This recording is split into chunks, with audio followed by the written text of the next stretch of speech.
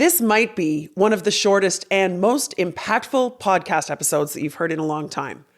At least I hope so.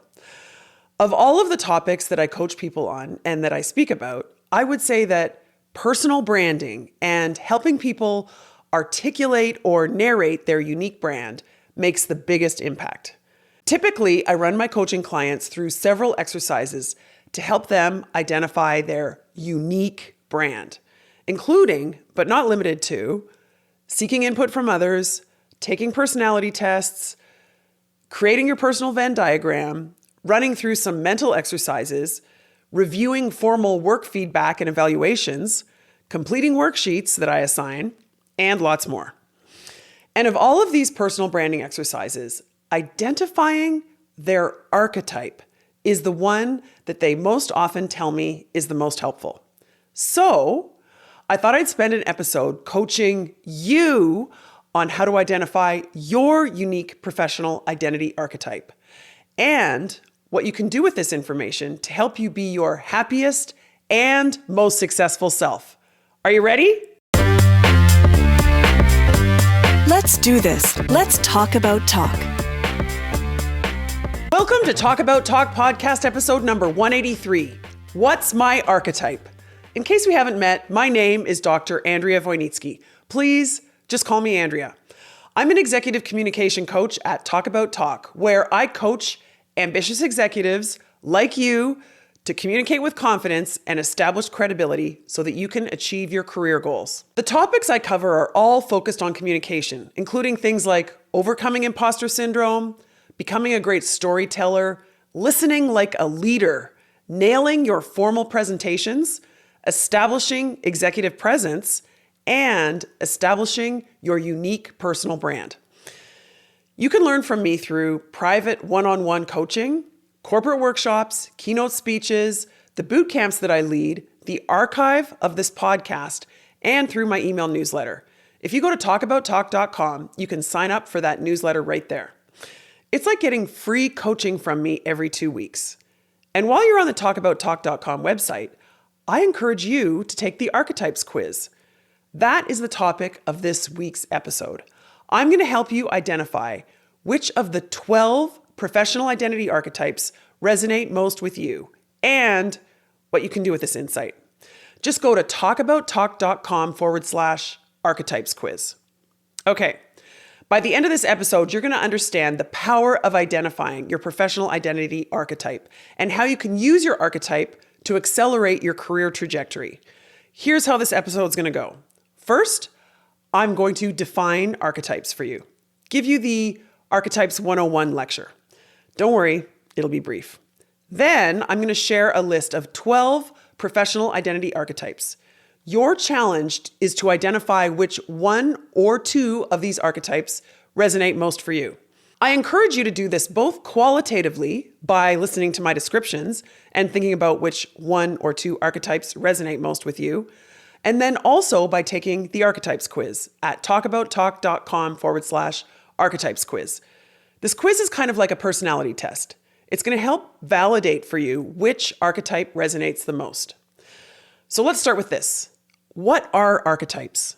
Simply put, archetypes are universal patterns. Got that? Universal patterns. Universal as in broadly understood by many or most, as well as universal as in over time. Many archetypes researchers highlight that archetypes, these universal patterns, have been around since stories have been told. Think Athenian philosopher Plato way back in 400 BC. Think mythology.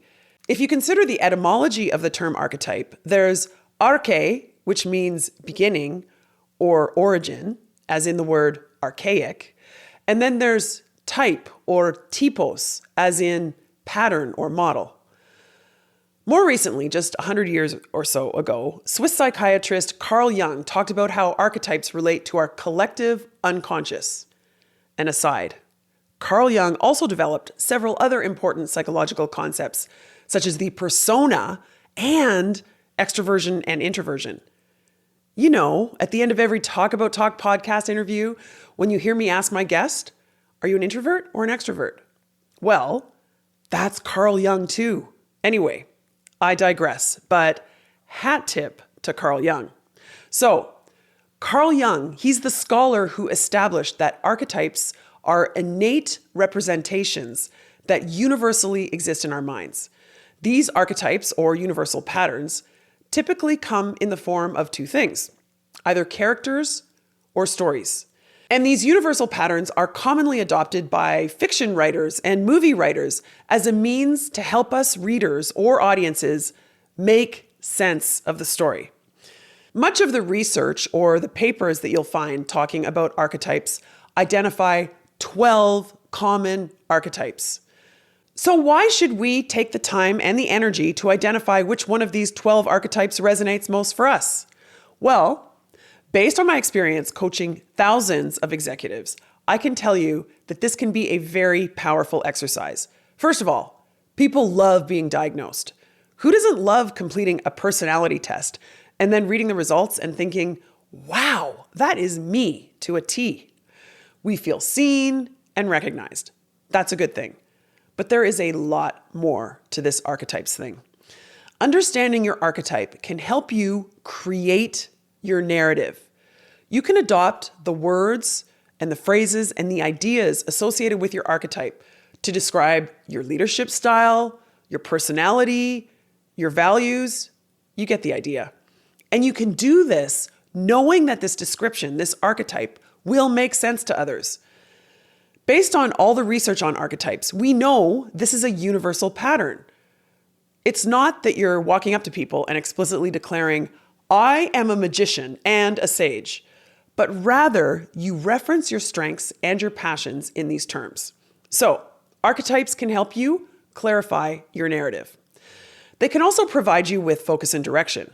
It's not that you won't evolve or grow or change, but chances are that the themes associated with your archetype will describe your strengths, perhaps things you could focus on and succeed. And last, people tell me that knowing their archetype has provided them with a confidence boost. Okay, let's get into this. Which archetype resonates most for you? We are not all heroes, are we? I know I'm certainly not a hero, but I do know which archetype resonates for me. Do you know yours? Before I read you this list, I want to share something important with you. For our purposes, I have substituted several of the archetype labels to make them more relevant for our professional or career context. There are some words that, even if they do accurately define us, they're less suitable for this career context. I mean, imagine being on a job interview and telling the interviewer that you are a lover or innocent or even a rebel. So I changed a few of the archetype labels without changing the main idea. Specifically, lover became impassioned, innocent became optimist, and rebel became revolutionary. The main theme for each of these remains the same, just the labels changed to make them more relevant for our professional or career context. Okay, to make this easier for you, there is a list in the show notes that briefly describes each of these 12 archetypes. Whether you're watching this on YouTube or listening on Spotify or Apple or wherever, just click on the show notes and you'll see the list there. Now, I'm going to take you briefly through the 12 most common archetypes, and I have a challenge for you. Listen to the descriptions and think about the extent to which each resonates for you personally. Okay, here's the list in alphabetical order: caregiver, citizen, creator, explorer, hero, impassioned, jester, magician, optimist, revolutionary, ruler, and sage. Now I'm going to read that list again, this time with a brief summary of how you might show up at work if this archetype resonates for you. In your mind, for each of these 12 archetypes, I encourage you to decide which of 3 categories it belongs in. It could be, yes, that's me, or sort of, that describes me sometimes, or no, that is not me. I know those people, I respect those people, but that is not me. So it's either yes, sort of, or no. And by the way, I do this with my coaching clients. I give them a sheet of paper with a list of archetypes and I tell them to cross them out, put check marks, or circle them. The first archetype is caregiver, as in maternal, comforting, trusted, and generous. I've met plenty of physicians and consultants who are caregivers. And certainly you do not need to be in a vocation where you are literally caring for people to be a caregiver archetype. But it is true that sometimes our personality can draw us to a particular career. Now ask yourself, compared to others, are you a caregiver? Yes, sort of, or no? Next, creator. Think investor. Think inventor, artist, designer, unique, maker, and vibrant. If creativity and expression is your default, you might be a creator. Is this a yes, a sort of, or a no? Are you a creator? Next is the citizen archetype, as in hardworking, friendly, down to earth, and loyal. Whenever I think of the citizen archetype, I always think of Michelle Obama. Think of that person that everyone wants on their team. Is this you? Yes, sort of, or no? Next, explorer, as in adventurous, innovative, pioneering, investigator, and trailblazer. I remember a CEO that I coached a few years ago who was definitely an explorer archetype. In every one of his positions over the last 15 years, he had pioneered new categories or created new products. He was a trailblazer. What about you? Are you an explorer? Yes, sort of, or no? Next, we have the hero. Hero as in disciplined, inspiring, strong, brave, warrior, and champion. This is a very interesting one. We'd all love to be called a hero, right? But there is a specific definition here. Are you a warrior making sacrifices on behalf of a cause? Think about people like Malala or Nelson Mandela. Are you a warrior too? A hero? Yes, sort of, or no? Okay, next, the optimist archetype. You're kind. You are pure. You smile a lot. You bring positive energy to meetings, and your optimism is contagious. Is this you? Yes, sort of, or no? The next archetype is the jester. This is an obvious one. Jester as in humorous, comedic, an entertainer, playful, irreverent, and lighthearted. I remember coaching one woman who had just received a big promotion to be chief of staff at her large global organization. When we were talking about archetypes, she said, "I'm definitely a jester, Andrea, but I hide it at work. It is just not appropriate." Hang on a sec, I said. Didn't you just get promoted? Doesn't your boss know about your sense of humor? Of course he does. Of course you don't tell inappropriate jokes, but having a sense of humor can be a strength. You're the one who brings levity to intense or even dire conversations. You know what? She felt so relieved. I could tell by the look on her face. And a while later, I got an email from her saying this had changed everything for her. She was happier and more successful than she'd ever been, mostly because she was being herself, including being the jester. So, are you a jester? Yes, sort of, or no? Moving on, we have the impassioned archetype. The impassioned archetype is focused on senses, relationships, memories, and inclusivity. I've noticed in my coaching practice that several senior HR executives resonate with this archetype. It's not surprising. What about you? Yes, sort of, or no? Next, we have the magician archetype. This is about transformation, dreaming, being a visionary, or even a spiritual guide. And don't let that word spiritual scare you away. You might be a magician if you are focused on change and impact. Is this you? Yes, sort of, or no? Moving on, the revolutionary archetype. You are radically distinct, bold, and unapologetic. Whenever I think about this revolutionary archetype, I remember a CEO I coached a few years ago who told me that he purposely wore a black motorcycle jacket to work on his first day. He wanted to reinforce his reputation, his identity as a rebel. So, are you a revolutionary? Yes, sort of, or no? Now the ruler archetype, as in authoritative, influential, political, connected, sophisticated, and ambitious. I can think of a few friends of mine who are incredibly successful and who are senior leaders. These folks are rulers. I remember during COVID, I was running some online personal branding boot camps with female executives all over the world. And when we got to the ruler archetype, this one woman raised her hand and said in her beautiful, deep voice, "I believe I am a ruler."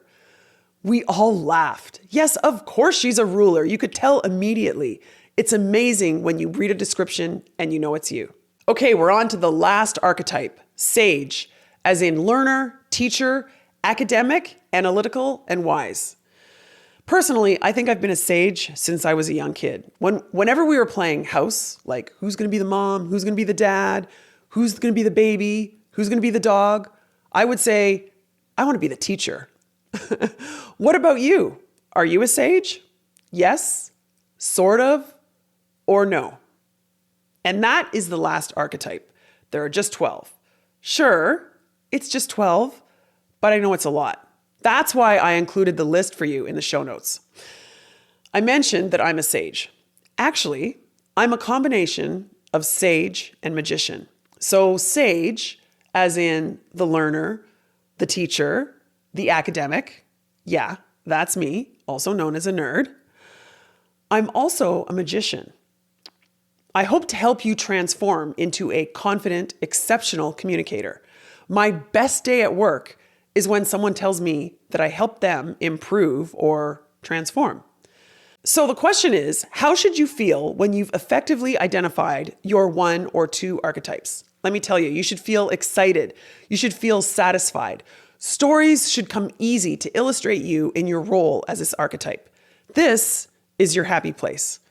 And the benefits of identifying your archetype, again, knowing your archetype will help you create your narrative. You can adopt the words and the phrases and the themes associated with your archetype to describe your leadership style, your personality, your values, and on and on. It will also provide you with focus and direction, and it's sure to boost your confidence. Last, I want to share with you 3 important things to keep in mind with all this. First, there is no hierarchy of archetypes. No one archetype is better or worse than another. The hero is no better than the optimist, and the sage is no better than the caregiver. The true power here lies in identifying which 1 or 2 archetypes truly, deeply resonate with you, your purpose, your default, and your essence. Second, your goal is to identify which 1 or 2 archetypes resonate most for you, not more than 2. I used to think identifying your one archetype was the goal, but I've witnessed for many clients the powerful identity that can come from the intersection of 2 archetypes, like for me, magician and sage. If you narrowed it down to 3, then I challenge you to identify which one is primary and the other 2 would be secondary. In other words, 3 primary archetypes is too many. Your goal is to identify your top 1 or 2 archetypes. Third and last, I want to mention that yes, your archetype can change. I've had a few meaningful conversations about this recently. First, with the University of Toronto professor Maya Dikic, whom I interviewed in episode 157. And then more recently with Harvard professor Jerry Zaltman, who shared with me his concern of pigeonholing people in a conversation that we had recently about archetypes. Here's the thing. Yes, we evolve as humans. Thank goodness, right? We all have chapters or seasons in our lives when particular archetypes might be more or less resonant. Your archetypes can change. Got that? So, there is no hierarchy of archetypes. They are all good. Your goal is to identify 1 or 2, no more than 2 archetypes that resonate for you. And yes, your archetype can change. I should mention one more thing. I touched on this briefly when I was describing the 12 archetypes. Sometimes people with a particular archetype might be drawn to a particular vocation. Like say, caregivers might be drawn to nursing. That's an obvious example. I recognize that, but you get the idea. I hope you don't take this to mean that you have to conform to succeed. In fact, being unique can be a part of your strength. Standing out is a good thing. Some of the most successful people in a certain vocation are successful because of something that makes them stand out relative to their peers. And that is one of the main points of this episode. Identifying your unique strengths can make you more successful and more satisfied than ever. Identifying your archetype can help you get there. So take the quiz. It's at talkabouttalk.com/archetypes quiz. Please email me and let me know which archetype resonates for you. I love hearing from you. You can connect with me through the talkabouttalk.com website, or you can connect with me on LinkedIn and message me there. Thanks for listening and talk soon.